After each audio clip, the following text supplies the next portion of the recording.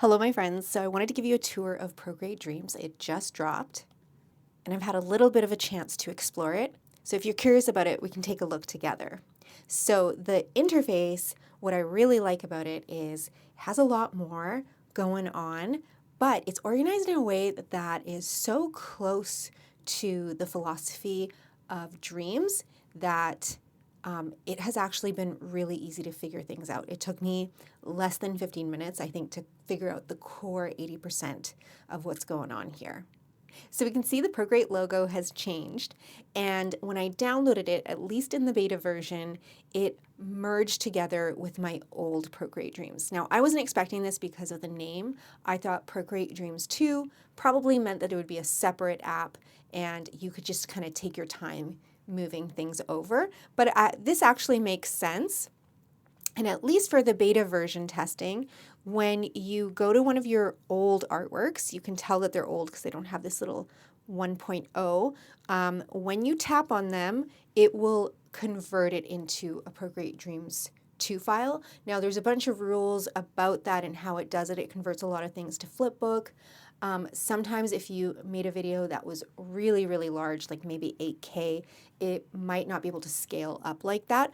I haven't had any of those problems, and overall, this has been running really smooth. I have not had any glitches, and I'm not running a brand new iPad. This is a Pro from like, I don't know, maybe 2019, and it was actually slowing down, so I was worried about performance, and so far, so good. Now, let's get into some flipbook stuff because I think that is very interesting.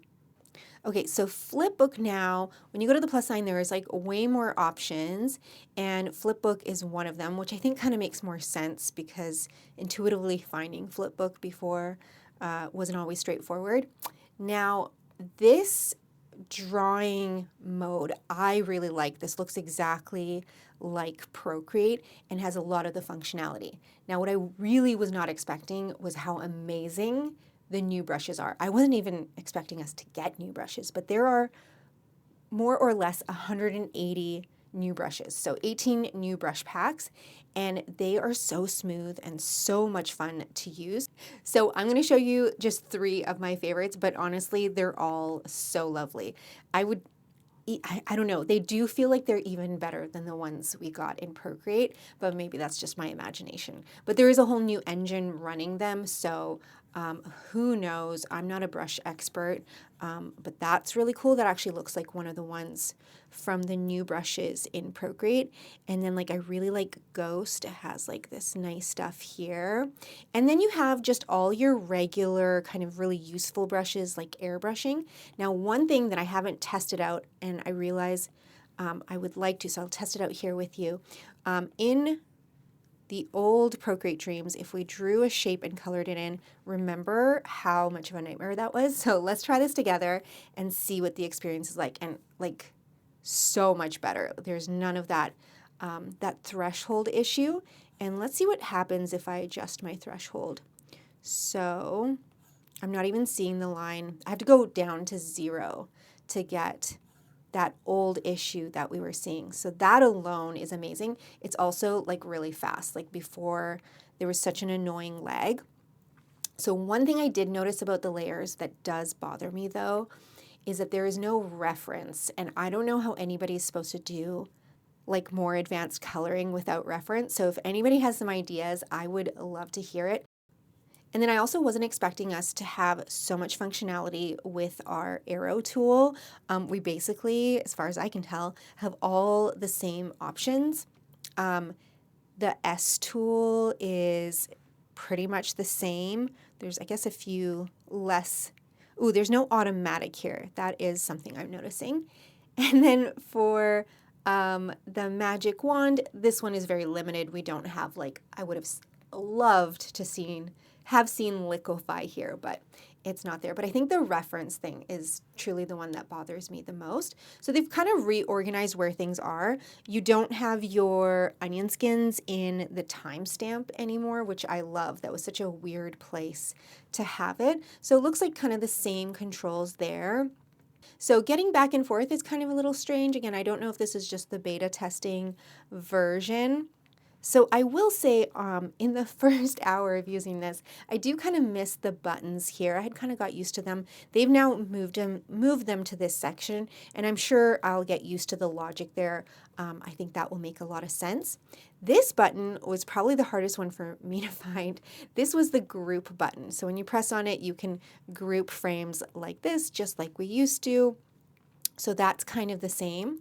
One thing that I noticed is that they really cleaned up their terminology around duplicate. So there used to be a lot of confusion around using this duplicate or this one. They kind of did different things. Now there's a new option called duplicate after. One thing I really, really wanted and that I'm not seeing here is that I wanted to just be able to hold down on a track that already has an animation and be able to duplicate it to fill the track. If Procreate's listening, maybe they can add that to the overall wish list. Wish list, that's not it. So you still have to duplicate it. Oh, I picked the wrong one there. I'm still getting used to it. So duplicate after kind of goes and fills it, but it does take a bit of time to do that. I know there's ways around it by grouping. Still, I would have loved to see that. So performance mode seems pretty much the same. They've kind of changed a little bit about how you use it. So when I turn it on, I can choose what kind of performance I'm doing. But other than that, kind of the same thing we would expect. And then keyframes is just like in a different spot. So when you turn it on again, you have to go to the, I call it the action button, and then you have your usual ones. And they haven't really added anything new here. It looks like they have moved where our background color is. It makes way more sense to have that in Stage. And then in Share, I know they were really excited to offer us animated GIFs, which I am also very excited to receive.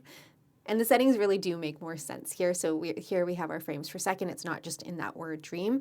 And I do like that they labeled it theater instead of those symbols. But yeah, the timestamp doesn't do anything anymore. So I think that's a pretty good tour. I am definitely most excited to try the flipbook and to see the potential of being able to run multiple flipbook layers at the same time. And then another thing that I just noticed is now we have basically like a hold duration here. So in frame duration, you can just set the number and it will kind of hold it. So those are pretty cool. So I think as an overall summary, the brushes are amazing. The overall layout feels intuitive, but yet familiar. And so far, yeah, I've had no issues losing my artwork. My other one small complaint is I keep everything on the iCloud. I'm just running out of space. These Dreams files do take up a lot of space, and I hate the fact that it doesn't show a thumbnail for the artwork when it's offline. I kind of understand the logic there, but it makes it really hard to go back and find things from the past. So again, if Procreate Dreams is listening, that would be awesome. Okay, wonderful. So that's a tour of Procreate Dreams 2. Let me know if you have any questions and I'll dive deeper into it.